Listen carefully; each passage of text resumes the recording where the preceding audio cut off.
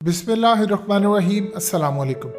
आप अंदाज़ा कर लें कि भारत की शिकस्त हुई है और इबरतनाक शिकस्त हुई है, लेकिन उसके बाद गालियां पड़नी चाहिए थी रोहित शर्मा को, गालियां पड़नी चाहिए थी केएल राहुल को और दूसरे लोगों को, लेकिन गालियां पड़ रही हैं मोहम्मद शामी को। हकीकत टीवी ने अपने वेरीफाइड ट्विटर अकाउंट पर एक ट्वीट की है और ये तारीखी अल्फाज कहे हैं कि जब आप विकेट लेते हैं तो आप भारतीय हैं, लेकिन जब आप विकेट नहीं लेते तो आप मुस्लिम हैं। यानी यही शामी जब न्यूजीलैंड और ऑस्ट्रेलिया के खिलाफ कारकर्दगी दिखा रहा था, फास्टेस्ट 100 विकेट लेने वाला शामी, आज सबसे ज्यादा गालियां इस शख्स को पड़ी हैं।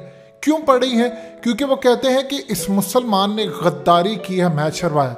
इस वीडियो की अहम डिस्कशन चलती रहेगी, लेकिन इससे पहले आप वीडियो को लाइक करें, हकीकत टीवी को सब्सक्राइब कर लें और बेल आइकन पर ज़रूर क्लिक करें। क्या सिर्फ अकेला शामी खेल रहा था? आप सोच रहे हैं उसकी फैमिली को नहीं छोड़ा जा रहा और पूरे भारत के अंदर इतना बुरा हाल इस बेचारे का कर दिया है कि तुम मुसलमान हो। ये है भारत का असली चेहरा और मामला यहाँ तक नहीं रुकता। अब आप सोच लें कि पाकिस्तान की जीत पर कश्मीर में तो पटाखे फोड़े जाने थे, कश्मीर में तो जश्न मनाना था। वो दो चीज़ों का जश्न मनाते हैं, एक भारत की हार का और दूसरा पाकिस्तान की जीत का, लेकिन भारतीयों से ये हजम नहीं और पूरे भारत के अंदर इस वक्त तूफान है। आप सबसे पहले देखिए सहवाग को।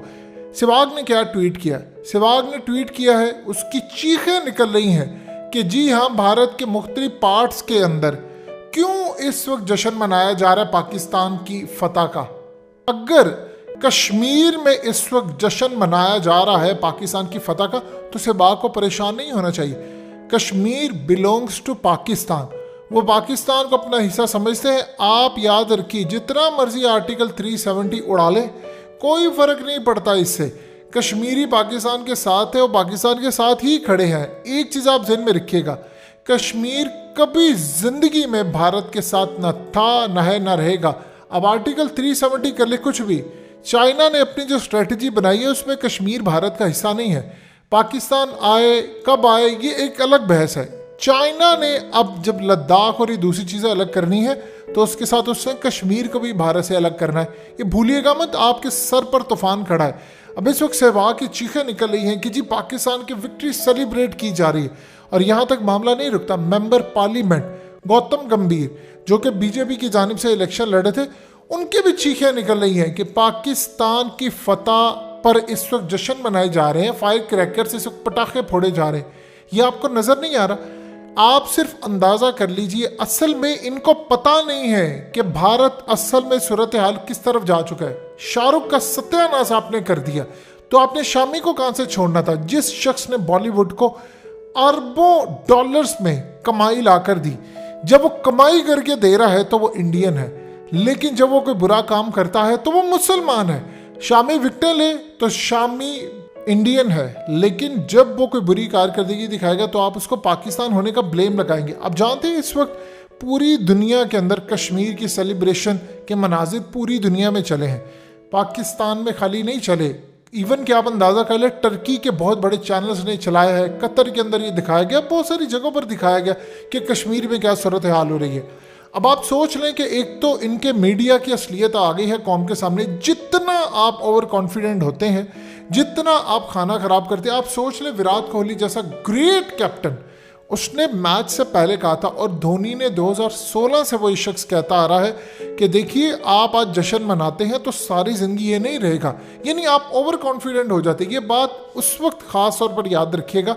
इवन के देखिए पाकिस्तान अगर हार जाता, खुदा ना अल्लाह कभी भी ना करे हार जाता, तो क्या सूरत हाल होती? पाकिस्तान पर उस लेवल का प्रेशर नहीं होता।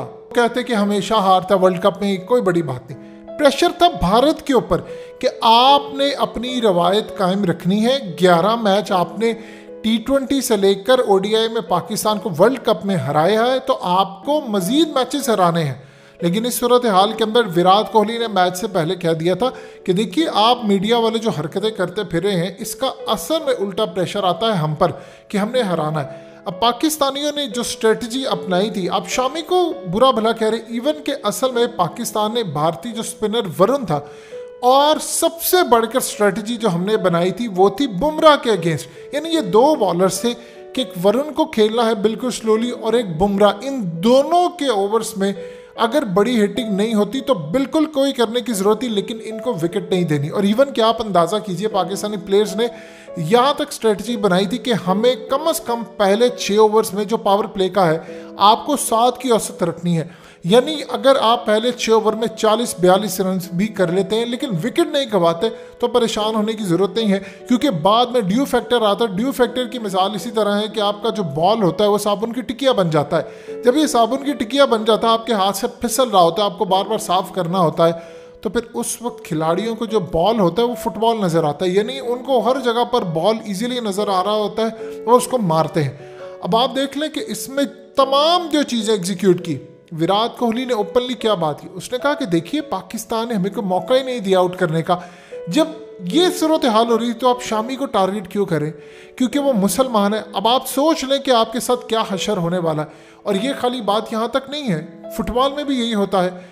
इवन के बहुत सारे जो फ्रांस के खिलाड़ी हैं, मुस्लिम्स हैं, वो भी यही कहते हैं कि जब हम गोल करते हैं तो हमें कहा जाता है ये फ्रेंच है, लेकिन हम गोल नहीं करते तो हमें कहा जाता है कि हम मुसलमान हैं। सो लिहाजा इस सूरत हाल में इनको कभी अरब कहा जाता है, कभी मुसलमान, कभी कुछ। भारत के अंदर ये खाली सूरत हाल नहीं है, पूरी दुनिया मुसलमानों के खिलाफ है, लेकिन भारत की जहनीत तो इंतहाई गलीज है। देखिए कश्मीर में तो जश्न मनाया जाना है। अब आप ज़हन में रख लीजिएगा, कश्मीरी इस वक्त इंतज़ार करें चाइना का, और उनको पता है कि चाइना ने अपनी स्ट्रेटजी जिस तरह की बनाई है उन्होंने इसको अलग करके लेना है। जिस तरह वो बैठे हैं लद्दाख में, जिस तरह वो बैठे अरुणाचल प्रदेश में, आपके हाथ में कुछ नहीं आने वाला। अब कर क्या रहे हैं, देखिए ये कर रहे हैं कि आइंदा इंडिया की जो क्रिकेट टीम है उसमें सिर्फ और सिर्फ हिंदू रह जाए, और वो भी इंतहा पसंदी को सपोर्ट करने वाले, सेकुलर नहीं। आप आहिस्ता आहिस्ता देख ले। देखिए एक वक्त था कि अजरुद्दीन आपके कैप्टन थे, अब सोच लें ऐसी सूरत हाल नहीं हो सकती। आप किसी मुस्लिम को कप्तान नहीं बना सकते, या भूल जाइएगा। आपने अगर किसी को भी कप्तान बनाना है वो हिंदू होगा, वो बीजेपी की पॉलिसी के साथ रहेगा, और इवन के मुस्तकबिल में वो कोशिश कर रहे हैं कि मुसलमानों को ऐसा ऐसा फारिग किया जाए। देखिए ज़हीर खान जैसा बॉलर इंडिया की तारीख में कोई नहीं मिलेगा। अजरुद्दीन एक अच्छा खिलाड़ी था, इसी तरह मोहम्मद शामी, ये लोग अच्छे प्लेयर्स हैं। मोहम्मद सिराज जिसने ऑस्ट्रेलिया के खिलाफ डेब्यू किया और क्या आला कारकर्दगी दिखाई, आपने उसको इस वक्त साइडलाइन किया। तो इस वक्त सूरत हाल ये है कि आहिस्ता आहिस्ता बिल्कुल चीज़ें ख़त्म होती जा रही हैं भारत के अंदर से। आपका जवाल इसी तरह रहेगा। अब आप सोच लें कि भारत की 30 करोड़ आबादी मुसलमानों की है, क्या उसमें से कोई आपको प्लेयर नहीं मिलेगा? क्या मोहम्मद कैफ नहीं मिला आपको? सबा करीम एक अच्छा विकेट कीपर आपको नहीं मिला?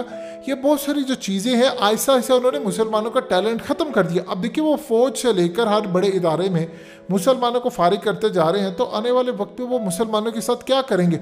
अगर आपने शाहरुख को नहीं छोड़ा, आपने शामी को नहीं छोड़ा, तो आप किसके साथ क्या सलूक करेंगे? ये अब भारत का असल चेहरा पूरी दुनिया के सामने आता जा रहा है। जितना मर्जी आप कश्मीर के अंदर दुबई वालों को कह दें इन्वेस्टमेंट कर दे, जितना मर्जी आप यूएई को कह दें के साथ खड़ा हो जाए, इसराइल को ले, कश्मीरी ना कल खड़े थे भारतीयों के साथ ना आज। जब भी भारत की हार होगी, पाकिस्तान के साथ तो वो जश्न मनाएंगे, किसी भी जगह पर भारत की हार होगी तो वो इंशाल्लाह कश्मीर में पटाखे फोड़ेंगे, क्योंकि वो भारत को पसंद कभी भी नहीं करते। हकीकत टीवी को सब्सक्राइब करना मत भूलें, वीडियो को लाइक करें, शेयर करें और कमेंट सेक्शन में अपनी राय का इजहार ज़रूर करें।